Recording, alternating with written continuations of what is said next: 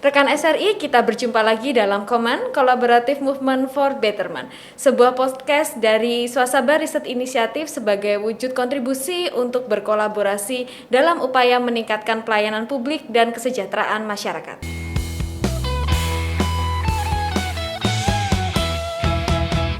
Rekan SRI, senang sekali pada episode Komen pagi hari ini telah hadir bersama kita di studio Komen 2 orang pakar di bidang pemerintah daerah. Tetapi pada hari ini spesialnya adalah di episode Komen kali ini menghadirkan bagaimana pandangan terkait suatu peraturan atau instrumen dalam pemerintah daerah dalam dua sisi. Yang pertama sudah hadir di studio Komen Bapak Boyke Rudi Purnomo PhD, seorang akademisi sekaligus dosen di Fakultas Ekonomika dan Bisnis Universitas Gadjah Mada. Pak Boyke, bagaimana kabarnya? Alhamdulillah sehat. Alhamdulillah sehat ya. Dan di sisi praktisi kita telah menghadirkan Bapak Andang Nugraha Tara Sutrisno, kandidat doktor, seorang praktisi pemerintah daerah. Pak Andang, bagaimana kabarnya? Alhamdulillah sehat semua ya. Alhamdulillah sehat semua. Terima kasih sudah datang, sudah berkunjung ke studio Komen. Pada kesempatan episode Komen kali ini kita akan berbincang dengan Pak Boyke dan Pak Andang terkait dengan suatu instrumen ya, atau suatu dokumen dalam pemerintah daerah yang bernama Peta Proses Bisnis. Jadi seperti yang kita tahu semua, Peta Proses Bisnis ini kan merupakan amanat dari Permenpan RB ya, Pak Andang dan Pak Boyke, nomor 19 tahun 2018. Di mana di situ disebutkan bahwa dokumen Peta Proses Bisnis ini disusun sebagai acuan untuk pemerintah daerah untuk kemudian menggambarkan bagaimana hubungan kerja antar suatu fungsi, antar suatu OPD dengan OPD lain. Tujuannya adalah jika nanti Peta Proses Bisnis ini sudah dibuat, ini bisa memberikan gambaran bagaimana cara menjalankan suatu proses kinerja di OPD dengan efektif dan efisien, tentunya untuk mencapai tujuan dan output yang diharapkan. Nah, di sini kami ingin mengulik nih lebih dalam gitu ya terkait dengan Peta Proses Bisnis dari segi root keilmuannya. Ini ada Pak Boyke ya, mungkin nanti bisa ngobrol-ngobrol dari segi akar keilmuan manajemen. Itu mungkin seperti apa sih Pak Boyke Peta Proses Bisnis ini? Apakah di organisasi umum ya, mungkin tidak di pemerintah daerah sudah umum diterapkan, kemudian seperti apa konsepnya? Mungkin Pak Boyke bisa menjelaskan nih dari segi keilmuan manajemennya. Oke, baik, makasih Mbak Popi, terima kasih Bapak Ibu semua, teman-teman sahabat SRI. Proses bisnis seperti halnya namanya ada dua sisi, ada proses, ada bisnis. Nah, proses tentu bicara tentang tahapan ya. Ada sesuatu yang memulai yang lain dan sesuatu yang menjadi akhir dari yang lain. Jadi secara sederhana ada inputnya, ada sesuatu yang dilakukan untuk menjadi output. Sesuatu yang kita bisa ilustrasikan kalau kita ingin bikin nasi gudeg begitu, harus ada inputnya yaitu bahan-bahannya, kemudian ada prosesannya, di sana ada butuh material, butuh keahlian, butuh sumber daya untuk bisa melakukan proses itu sampai dengan terjadinya gudeg. Nah, yang bicara tentang proses sebenarnya ini ilmu yang sangat luas. Hampir semua dari kita itu melakukan itu, baik itu sebagai individu, sebagai organisasi maupun sebagai komunitas. Nah, yang istimewa dari proses bisnis adalah terminologi bisnisnya. Oke, jadi kalau bisnis bicara tentang bagaimana organisasi itu mencapai sesuatu tujuannya. Nah, kenapa kemudian ini menarik? Karena adalah bahwa tidak ada yang instan dalam bisnis. Ada proses bagaimana dia mendayagunakan apa yang dia miliki untuk mencapai sesuatu. Nah, maka dari itu sebenarnya proses bisnis itu akarnya diturunkan dari proses strategik. Nah, jadi bagaimana kemudian satu organisasi itu ingin mencapai sesuatu, dalam bahasa sekarang mungkin kita mengenal visi, misi, tujuan, sasaran ya, yang kita biasa secara umum kita sebut sebagai strategic purposes ya. Nah, itu sesuatu yang sangat normatif ya. Kadang-kala itu di awang-awang bahasanya itu bahasa yang belum operasional begitu, sehingga butuh tools, butuh cara untuk membuat itu menjadi lebih konkret begitu. Nah, kalau dirujuk lagi ke akarnya lagi, sebenarnya proses ini adalah proses yang diturunkan banyak dari teman-teman militer ya. Jadi strategi itu kan banyak diadopsi dari cara bagaimana militer memenangkan pertempuran ya. Jadi kalau teman-teman main game itu kan mission accomplished gitu ya, artinya misinya sudah tercapai gitu kan. Nah, untuk bisa mencapai itu butuh strategi. Nah, oleh karena itu ketika kita bicara proses bisnis, kita akan selalu mempertimbangkan dua hal. Purpose-nya apa, tujuan yang hendak dicapai apa, kemudian bagaimana cara kita mengolah sumber daya itu untuk mencapai tujuan itu.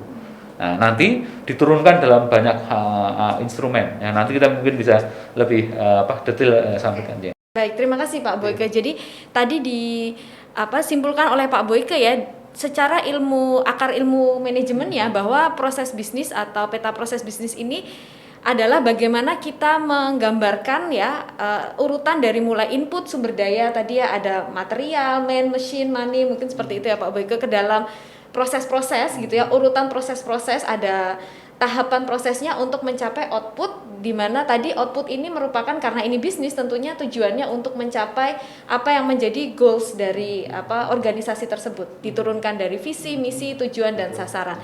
Nih, baik, mungkin kalau Pak Andang nih dari segi prakteknya di pemerintah daerah untuk peta proses bisnis ini sebenarnya, jika kemudian tadi Pak Boyke sudah menjelaskan dari segi akar keilmuan manajemen ya, lebih ke organisasi umum. Jika di praktek pemerintah daerah sendiri, sebenarnya proses bisnis ini posisinya seperti apa? Atau apakah kemudian sama atau ada penyesuaian-penyesuaian tertentu untuk dipraktekkan di pemerintah daerah?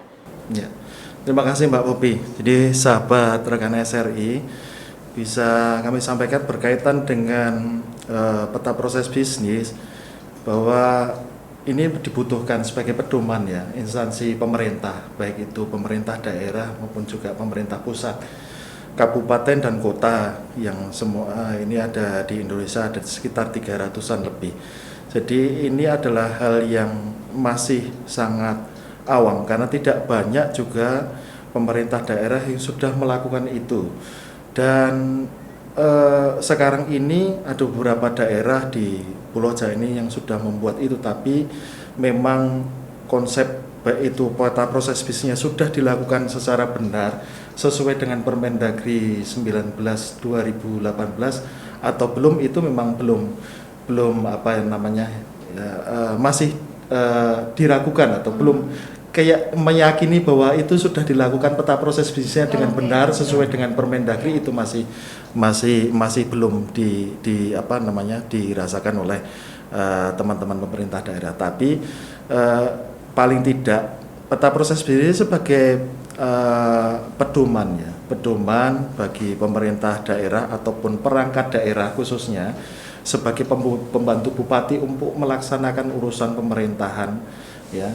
Jadi ini dari rencana jangka menengah daerah, visi misinya yang tadi disinggung oleh Pak Boyke, menyangkut visi misi, tujuan sasaran. Ini juga menyangkut dari RPJMD itu sendiri, kemudian juga tujuan dan sasaran dari rencana strategis masing-masing perangkat daerah. Jadi untuk menuju apa yang dikerjakan, siapa yang mengerjakan, bagaimana mengerjakannya. Ini oleh masing-masing OPD, kemudian secara internal siapa yang melakukan, eksternalnya siapa yang melakukan, dan apa proses aktivitas yang dilakukan untuk menuju bagaimana ini selesai, tata laksana itu dilaksanakan oleh suatu perangkat daerah. Sehingga bagian ini sangat menyeluruh ya, dari mulai awal siapa yang melakukan, kemudian aktivitas apa yang dikerjakan, sampai kemudian itu selesai dikerjakan. Dan ini memastikan bahwa proses itu berjalan sesuai dengan standar kerja yang dilaksanakan. Baik, berarti sebenarnya tidak jauh berbeda ya dengan tadi yang Pak Boyke sampaikan. Intinya adalah bagaimana ini itu menjadi suatu guidelines gitu ya, pedoman. Kemudian tadi Pak Andang menyampaikan ada siapa yang memberikan masukan, input tadi ya kalau di manajemen, kemudian urutan pelaksanaannya seperti apa untuk mencapai tujuan atau output yang diharapkan. sesuai dengan apa yang dicita-citakan di RPJMD dan Renstra masing-masing OPD. Kurang lebih seperti itu. Nah, tadi Pak Boyke kan menjelaskan tentang ini isinya adalah urutan-urutan proses ya, untuk tadi mengolah input menjadi suatu output sesuai dengan visi, misi, tujuan, sasaran suatu organisasi. Nah, kita kan sudah mengenal istilah SOP ya, Pak Boyke ya, Standard Operational Procedure. Nah, ini apa sih Pak Boyke bedanya? Mungkin kalau di OPD juga ada ya, di OPD teman-teman menyusun SOP. Jadi mungkin diskusinya adalah sebenarnya apa sih bedanya antara SOP dengan peta proses bisnis ini tuh, apa yang membedakan dan kenapa kedua dokumen ini penting untuk kemudian memberikan pedoman mencapai kinerja yang baik. Pak Boyke. Oke. Jadi sebelum masuk ke pertanyaan itu, mungkin saya ingin mengkaitkan apa yang tadi sudah disampaikan Pak Andang ya, bahwa proses bisnis ini menjadi panduan tadi ya. Jadi memang fungsi proses bisnis sebenarnya ada 3, Mbak Bobi. Yang pertama itu untuk menjadi namanya share knowledge. Jadi supaya semua orang yang ada di dalam organisasi itu punya frekuensi yang sama. Kita itu mau ngapain gitu. Memiliki pemahaman yang sama share ya. Knowledge, share understanding tentang apa yang kita mau lakukan oleh organisasi ini. Organisasi bisa keluarga kita, organisasi itu bisa perusahaan bisnis yang profit oriented maupun organisasi bisa birokrasi ya. Nah, jadi dengan kita punya peta proses bisnis, kita jadi tahu kita itu mau melakukan sesuatu. Nah, ketika sudah tahu itu jadi panduan. Nah, yang tidak kalah penting ada fungsi yang ketiga. Ini menjadi point of control. Kalau kita punya pemahaman yang sama, kita kontrolnya jadi enak nih. Betul. Menghindari perdebatan di sana karena kita sudah tentukan sedari awal. Ini loh yang kita tahapannya. Dari tahapan itu ukuran-ukuran setiap tahapan apa, kemudian siapa yang in charge di dalam tahapan itu, bagaimana penganggarannya. Nah, semuanya sebenarnya kalau kita cermati penurunan dari sesuatu yang abstrak yang namanya visi, misi, sasaran, tujuan itu ya di proses bisnis itu masuk kemudian ke level anggaran, ke level pengelolaan staf, ke level pengelolaan sumber daya yang lain gitu. Nah, kemudian pertanyaan Mbak Popi kan adalah terus apa bedanya dengan SOP gitu. Nah, jadi dalam organisasi sebenarnya kita itu berangkat pada 3 tahapan atau 3 level lebih tepatnya. Level yang makro, level yang meso, dan level yang mikro. SOP ada di level yang mikro. Sesuatu yang tahapannya sudah jelas. Misalkan saya kasih ilustrasi gini ya. Proses bisnis kerjasama daerah misalkan. Nah, ketika daerah itu mau bekerja sama, itu gimana sih proses bisnisnya? Oh, ketika mau kerjasama ada banyak pilihan. Bisa kerjasama dengan pemerintah daerah lain, bisa kerjasama dengan pusat, bisa kerjasama dengan swasta. Masing-masing diatur proses bisnisnya. Nah, ketika kita bicara SOP, itu sesuatu yang level mikro. Bagaimana misalkan kalau ada proposal dari swasta ngajak kerjasama, gimana ini? Nah, ini kalau teman-teman perencanaan bicara cascading ya, dari yang levelnya makro ditempatkan ke level yang meso sampai ke level mikro. Nah, di bawahnya SOP biasanya ada lagi turunannya namanya instruksi kerja. Di situ lebih mendetail lagi karena sudah bicara tentang service levelnya, berapa menit, dokumen yang harus dikumpulkan apa, dan seterusnya. Nah, ini tergantung bagaimana suatu organisasi ini mengadopsi kerigidan ini. Karena ini pedang bermata dua sebenarnya. Terlalu kita rigid dengan proses bisnis ini, energi kita habis ke sana. Tapi terlalu loose, kita nggak kehilangan kendali. Sehingga ada organisasi yang sampai saya cukup sampai SOP. Tapi ada juga organisasi yang mungkin karena ukurannya besar, sumber daya yang dikelola itu banyak sehingga harus akuntabel dan seterusnya, dia sampai instruksi kerja. Nah, ini proses adopsi ini akan berbeda di setiap organisasi ya, tergantung dari bagaimana kemudian dia mengatur sumber daya berkaitan dengan kewajiban pelaporan dan seterusnya. Tetapi intinya adalah ini 2 hal yang terkait beririsan. SOP itu harus menjawab satu proses tertentu, Mbak Pomi. Nah, di dalam SOP pasti ada mulai, ada akhir. Nah, nanti kan harus nyambung nih.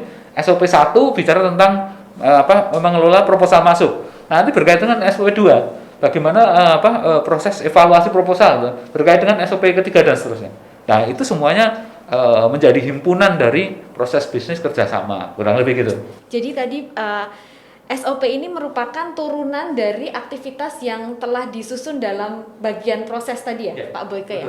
Jadi setiap proses ini nanti kemudian diturunkan menjadi sesuatu yang lebih mikro, yang lebih detail gitu ya, berupa SOP, kemudian itu menjelaskan secara lebih rigid tadi ya. Dan tadi Pak Boyke sudah jelaskan bahwa ini sebenarnya juga tergantung dari masing-masing organisasi ya, karena tadi ada keuntungan dan kerugiannya antara terlalu mendetail untuk mengatur setiap aktivitas atau panduan guidelines ya, itu mungkin kendalanya adalah tadi ya, menjadi kemudian kurang fleksibel. Betul. Atau kemudian kendalanya yang lain adalah kemudian terlalu kaku seperti itu ya, tidak dinamis dan kurang fleksibel. Tapi di sisi lain jika kemudian sama sekali tidak diatur atau sangat loose gitu ya, jatuhnya menjadi tidak bisa terkontrol. Betul. Karena tadi salah satu fungsi dari peta proses bisnis ini adalah untuk controlling ya.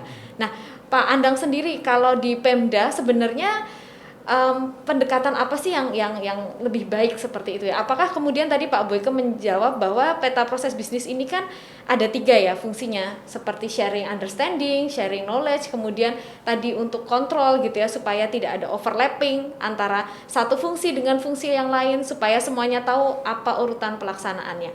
Nah, di sisi Pemda sendiri sebenarnya yang bagaimana pendekatan yang lebih ideal gitu ya dalam menyusun peta proses bisnis ini terkait dengan kerigidan atau hal lain sebagainya, menurut Pak Andang seperti apa? Ya.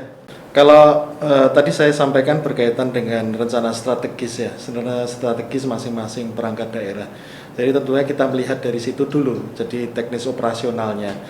Jadi kita lihat dari mulai tujuan sasaran. Jadi cascading-nya ya, istilahnya cascading-nya dari tujuan sasaran kemudian sampai kepada urusan pemerintahan, kemudian program dan kegiatan, sampai dengan kegiatan kemudian subkegiatannya. Karena sekarang ini juga pemerintah daerah diberikan acuan di Permen 90 dan Kepmen 50 bahwa nama program dan kegiatannya semuanya sama. Namun kemudian berkaitan dengan hal ini akan memudahkan untuk mengukur sebenarnya juga. Jadi dari mulai misi ini bisa dijabarkan nanti untuk penentuannya, pengkategoriannya, dia masuk dalam klasifikasi utama, manajerial utama ataupun pendukung ataupun lainnya. Nah, sehingga ini yang kemudian nanti bisa dimanfaatkan oleh perangkat daerah itu untuk memudahkan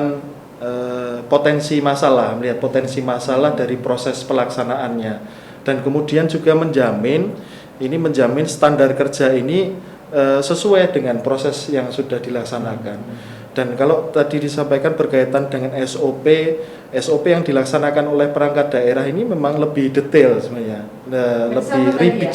lebih rigid ya. Artinya, dan itu kebanyakan standar operating prosedur itu hanya dilakukan dalam lingkup internal saja. Tapi kalau proses bisnis ini internal dan eksternal, jadi peta relasi fungsinya antara satu OPD satu dengan yang lain itu akan berhubungan dalam satu aktivitas itu. Oke, baik. Nah, tadi Pak Andang nih menyebutkan beberapa ini ya, seperti tadi mengklasifikasikan menjadi apakah ini sasaran utama, manajerial, pendukung, kemudian ada peta relasi dan lain sebagainya. Ini kan sebenarnya adalah deskripsi atau kemudian penjabaran dari Permen Pan RB nomor 19 tahun 2018 tentang peta proses bisnis ini. Mungkin bagi sobat SRI yang mungkin masih tidak cukup familiar nih Pak Andang gitu ya terkait peta proses bisnis sesuai dengan peraturan Permen Pan RB nomor 19 tahun 2018 ini, mungkin Pak Andang bisa memberikan deskripsi secara garis besar saja. Sebenarnya peta proses bisnis yang diamanatkan dalam Permen Pan RB ini tuh seperti apa sih gitu? Mungkin dalam garis besarnya saja, komponennya apa, kemudian apa saja yang harus disusun. Ya. Jadi pertama, sahabat SRI yang harus dilakukan oleh perangkat daerah yaitu melakukan identifikasi. Pertama mungkin yang perlu disiapkan adalah dokumen rencana strategis masing-masing perangkat daerah. Kemudian juga melihat dari visi misi kepala daerah ya. Kemudian dari situ nanti identifikasi misinya. Dalam misi itu nanti kita lihat prioritas-prioritas daerah ya. Prioritas-prioritas daerah atau prioritas kepala daerah sebagai visi misinya kepala daerah itu.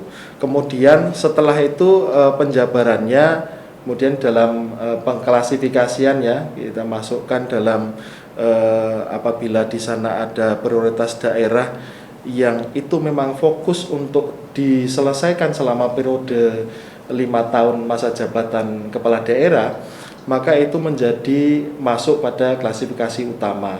Kemudian yang di bawahnya lagi level selanjutnya itu pada pendukung, dan kemudian di proses yang lebih detail lagi yang di lainnya. Itu untuk yang di level, kemudian itu nanti diturunkan ke beberapa level ya Pak Andang ya.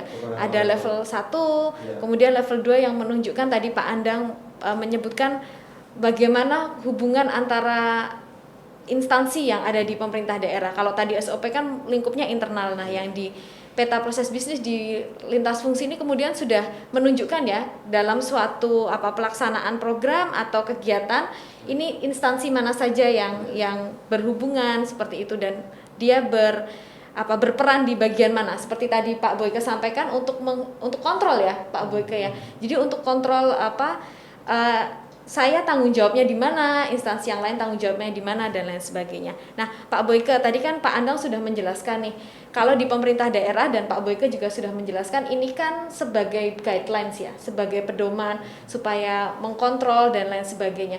Kira-kira nih apa sih kemudian dampak atau mungkin lebih ke kerugian ya, jika kemudian peta proses bisnis ini tidak dipandang sebagai suatu hal yang serius dalam suatu organisasi?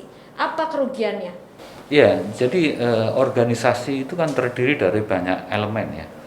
Ada yang kebetulan didapuk sebagai pimpinan, pimpinan tertinggi, pimpinan menengah, pimpinan bawah, pelaksana gitu. Setiap elemen ini punya kepala sendiri-sendiri, punya motif sendiri-sendiri, preferensi sendiri, bahkan kepentingan sendiri-sendiri.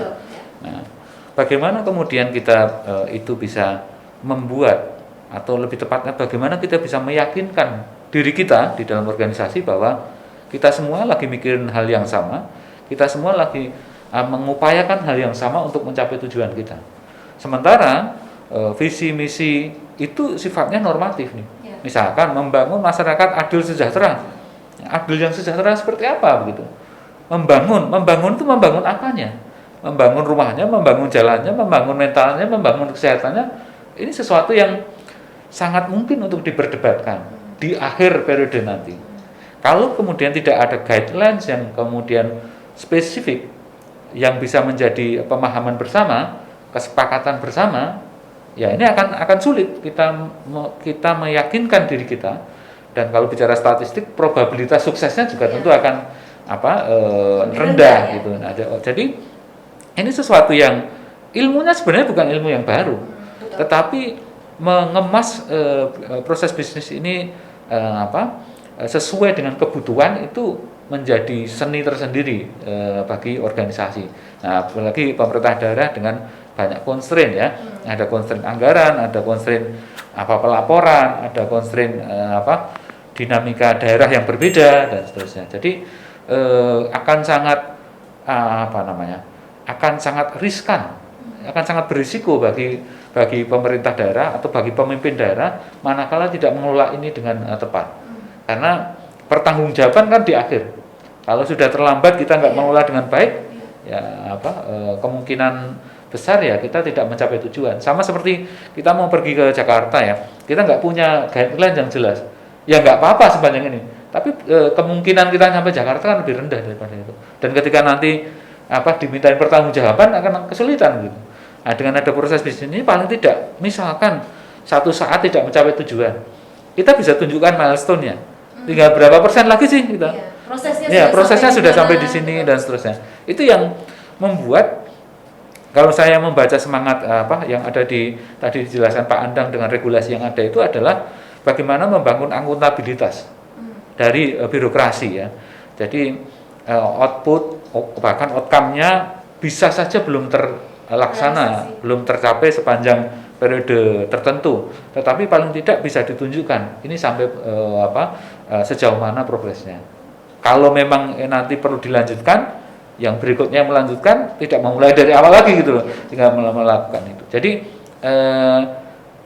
sesuatu yang abstrak sangat berbeda dengan anggaran yang jelas ada duitnya. Ini software ya, ibaratnya komputer, tapi kalau nggak dilakukan, ini dampaknya bisa fatal. Kita nggak mencapai tujuan gitu. Oke, baik. Terima kasih Pak Boyke ya. Jadi tadi Pak Boyke sudah menjelaskan sebenarnya ini apa ya, risikonya besar ya. Kalau kemudian kita tidak menaruh perhatian yang besar terhadap penyusunan peta proses bisnis ini, karena ini tadi memberikan guidelines, kemudian akuntabilitas pertanggungjawaban dari pemerintah daerah juga atas kinerjanya selama masa jabatannya. Pak Andang sendiri, kalau di pemerintah daerah ini sebenarnya pelaksanaan peta proses bisnis ini selain untuk menjalankan amanat regulasi tentunya, apakah ada hal lain yang sebenarnya mewajibkan pemerintah daerah untuk menyusun peta proses bisnis? Kemarin sepertinya sempat dengar-dengar ini menjadi bagian dari SKP atau seperti apa gitu. Itu baru ya Pak Andang? Seperti apa?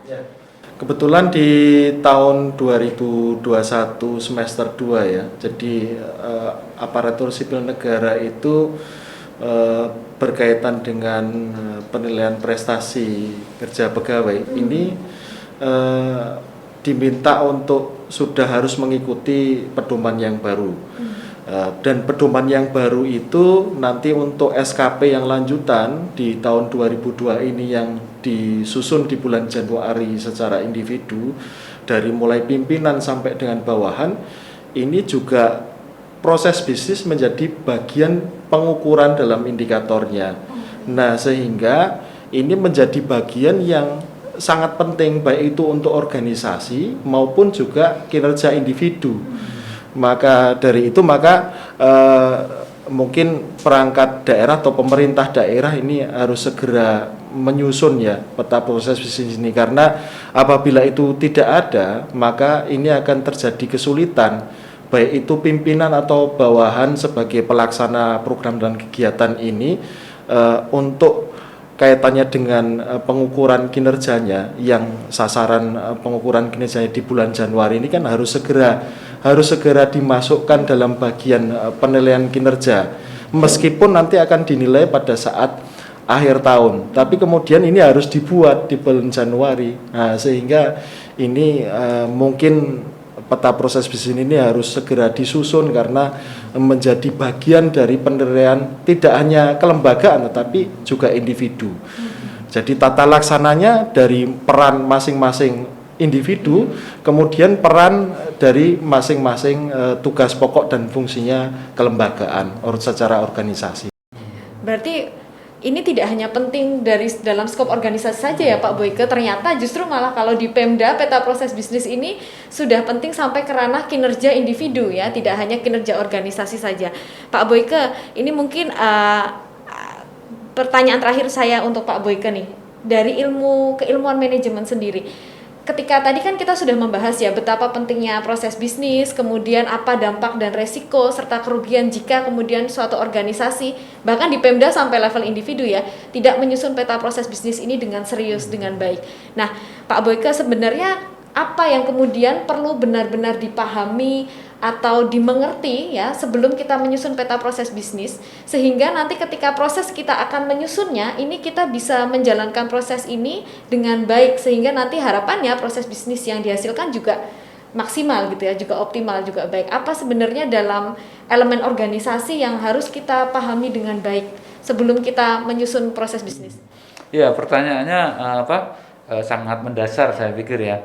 Nah, sebelum kita melakukan sesuatu tentu kita harus tahu apa itu sesuatu itu. Nah, maka pemahaman tentang proses bisnis ini menurut saya mutlak ya, mutlak dimiliki supaya nanti kita punya pengetahuan yang mencukupi dan keterampilan yang mencukupi untuk menyusun lebih lanjut ya. Jadi paham dulu bedanya proses dengan aktivitas, bedanya tujuan dengan sasaran, dan seterusnya. Kemudian yang berikutnya tentu harus paham tentang konteks organisasinya. Organisasi saya ini organisasi yang diamanatkan tugas apa sih? Kemudian paham juga tentang konteks di luar organisasi itu, baik itu yang hubungan ke atas ya, hubungan dengan organisasi yang lebih tinggi atau hubungan yang ke samping dan ke bawah. Nah, ini sebagai material ya, sebagai bahan baku nantinya untuk menyusun proses bisnis itu sendiri. Nah, Kalau kemudian sudah paham kedua hal itu, nah nanti tahapan yang ketiga tentu adalah tahapan kita untuk berpraktek ya, melakukan penyusunan proses bisnis ini yang setiap organisasi ini unik. Jadi meskipun judulnya sama, misalkan bicara terkait dengan sekretariat daerah gitu kan, di judulnya nomenklaturnya sama, tetapi bisa saja setiap daerah itu punya keunikan-keunikan. Prosesnya bisa berbeda terkait misalkan daerah tersebut mungkin punya keistimewaan seperti Jogja misalkan. Nah, tentu punya proses yang berbeda dibanding sekretaris daerah di tempat lain. Nah, maka dari itu ada ilmunya, tetapi juga ada aspek seninya. Ya. Di pemerintah daerah ditambah satu lagi politiknya. Nah, jadi ini tidak mudah, harus dikompromikan. Terlalu kencang kita condong pada aspek politik bisa saja bertentangan dengan sisi norma atau keilmuan atau peraturan di atasnya. Tetapi kalau kemudian kita tidak memperhatikan aspek politik dan aspek kelokalan itu tadi, keunikan itu juga nggak ada ruhnya gitu. Kita hanya akan punya dokumennya. Ketika diterapkan orang nggak akan punya attachment untuk melakukan itu. Nah, betul. Ya, Pak? Itu risiko kemudian kita copycat ya dengan tempat lain saya adopsi gitu. Itu berbahaya. Maka kemudian seni untuk melakukan penyusunan ini juga tidak kalah pentingnya dengan yang memahami ilmunya sendiri. Oke, berarti ya harus benar-benar paham bagaimana kekhasan ya Pak Boyke ya dari masing-masing organisasi, bahkan di satu pemerintah daerah berbeda organisasi pun untuk aktivitas yang sama prosesnya bisa berbeda ya. Saya tambahkan dikit Mbak Bobi. Nah, kadang-kala gini yang terjadi itu, saking kita itu sudah sering di tempat itu, kadang-kala kita sulit menemukan kekhasan kita sendiri. Nah, maka di banyak kesempatan, banyak organisasi, baik itu di swasta maupun di birokrasi, kadang-kala butuh orang lain untuk membantu kita menemukan itu. Sama seperti kita ke dokter ya, ya kita ngerasain pusing gitu kan. Tapi kemudian kita butuh orang lain untuk kemudian membantu kita mendefinisikan tentang apa yang kita alami itu. Nah, orang yang tentu punya expertise, kemudian orang yang punya objektivitas, dia nggak punya kepentingan atas itu gitu ya, supaya kemudian bisa memetakan organisasi. Sekali lagi organisasi terdiri banyak kepala, banyak orang, banyak kepentingan. Kalau nanti disusun sendiri bisa saja ini kelompoknya A nih yang kepentingan, yang diakomodasi, belum tentu kelompok B-nya terakomodasi. Jadi adanya wasit ini membantu. Saya tidak mengatakan harus ada wasit ya. Kalau di dalam pemain itu sudah kompak ya sudah jalan, tetapi di banyak kesempatan butuh pihak ketiga yang memberikan arahan dan memberikan guidelines secara objektif itu. Baik, terima kasih Pak Boyke. Baik Pak Andang, mungkin untuk closing ya di sesi podcast kali ini, tadi Pak Boyke ini sudah menjelaskan bahwa kemudian untuk menyusun peta proses bisnis ini kita tidak bisa copy paste gitu ya, bahkan sesama di satu daerah yang sama pun beda organisasi mungkin prosesnya sama meskipun prosesnya berbeda meskipun menyelenggarakan aktivitas yang sama. Nah, sehingga mungkin Pak Andang nih bisa memberikan gambaran gitu.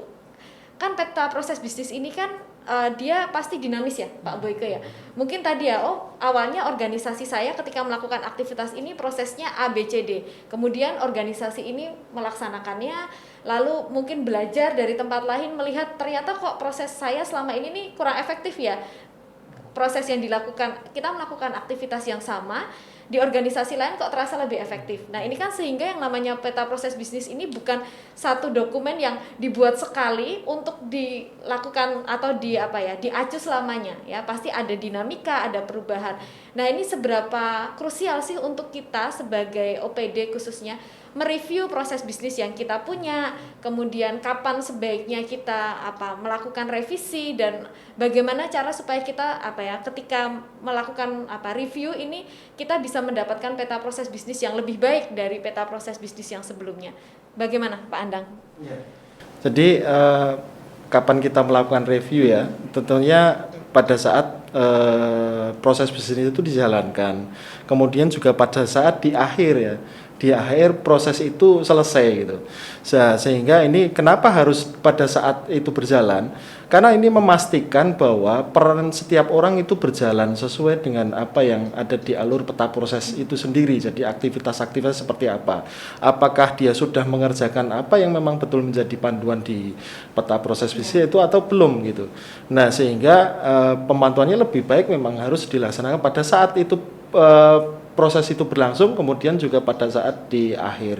Dan memang tadi juga disinggung Pak Boyki berkaitan dengan itu tidak bisa copy paste ya, artinya tidak bisa template masing daerah, karena perilaku apa namanya dari penganggaran, kemudian dari perilaku organisasi itu memang berbeda-beda gitu. Di tiap daerah itu juga berbeda-beda karena semuanya juga tergantung dengan karakteristik juga masing-masing daerah ya.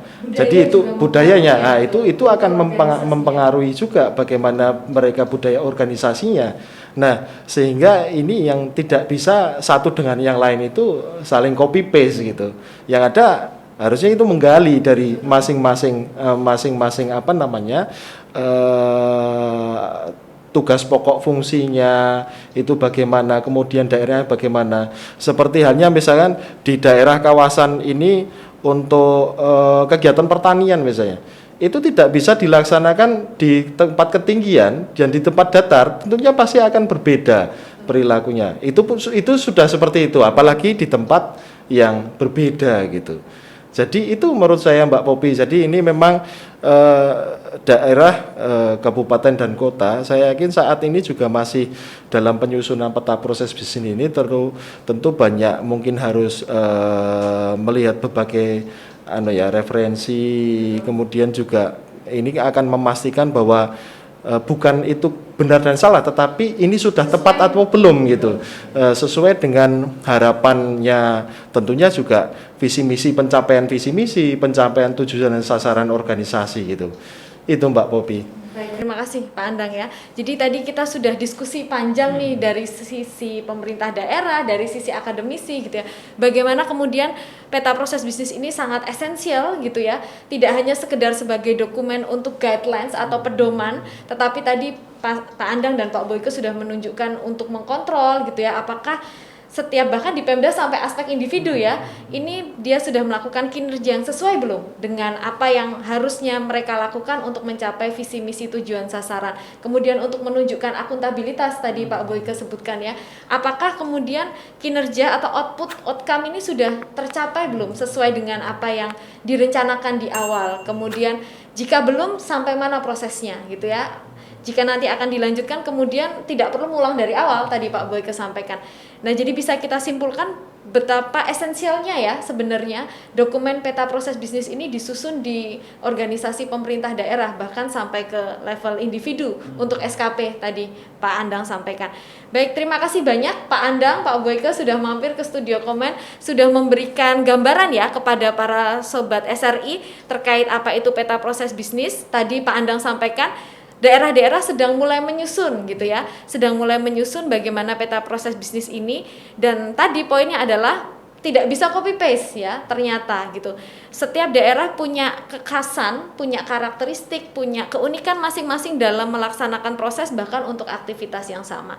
Dan kadang juga tadi Pak Boyke point out adalah untuk kita bisa menemukan apa yang menjadi karakter dari organisasi kita ini mungkin butuh pihak ketiga ya, orang luar yang bisa memberikan gambaran secara objektif, yang bisa lebih menemukan potensi-potensi mungkin ya Pak dalam organisasi kita sehingga proses bisnisnya bisa berjalan dengan baik. Senang sekali ini sudah ngobrol-ngobrol gitu ya. Semoga di lain waktu bisa mampir lagi ke Studio Komen ya, bersilaturahim lagi, ngobrol-ngobrol untuk topik-topik yang lain yang tentunya tidak kalah menarik dari topik hari ini. Baik, terima kasih Sobat SRI yang sudah join dan sudah mendengarkan podcast Komen pada kesempatan kali ini.